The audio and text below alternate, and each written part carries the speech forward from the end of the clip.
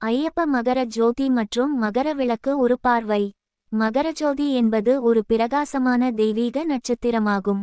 இது ஒவ்வொரு ஆண்டும் ஜனவரி 14ஆம் தேதி சபரிமலையில் வானில் தோன்றும். மேலும் ஏராளமான ஐயப்ப பக்தர்கள் இந்த புனித நட்சத்திரத்தை தரிசனம் செய்வார்கள். புராணங்களின்படி ஐயப்பனே தனது பக்தர்களுக்கு அருள் புரிவதற்காக மகர ஜோதி வடிவம் எடுத்ததாக நம்பப்படுகிறது. ஒவ்வொரு ஆண்டும் ஏராளமான பக்தர்கள் 48 நாட்கள் விரதம் இருந்து புனித சபரிமலை ஐயப்பன் கோவிலுக்கு செல்வது வழக்கம்.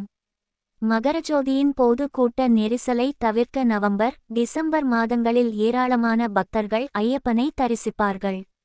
இருப்பினும் ஒவ்வொரு ஆண்டும் ஜனவரி 14ஆம் தேதியன்று ஏராளமான மக்கள் தங்கள் கண்களில் புனித நட்சத்திரத்தை காண்பதற்காக சபரிமலைக்கு செல்கின்றனர்.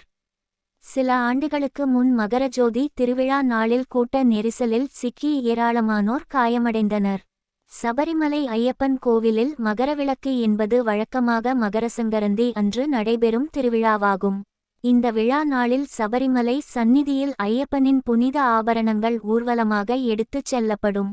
இந்த நன்னாளில் லட்சக்கணக்கான பக்தர்கள் சபரிமலைக்கு வருவார்கள்.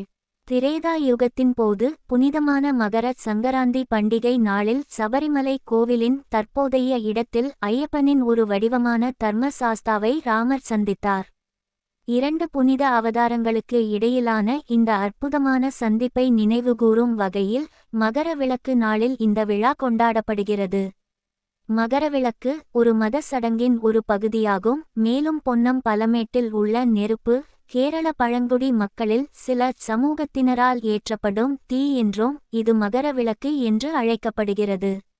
இது ஐயப்பன் கோவிலின் தீபாராதனையின் போது ஏற்றப்படும் என்றும் நம்பப்படுகிறது. ஆனால் ஐயப்பனே மகரவிளக்கு வடிவில் காட்சி தருகிறார் என்று இன்றும் ஏராளமான பக்தர்கள் நம்புகின்றனர். ஐயப்பன் மகர ஜோதி மணிகண்டன் என்றும் அழைக்கப்படுகிறார்.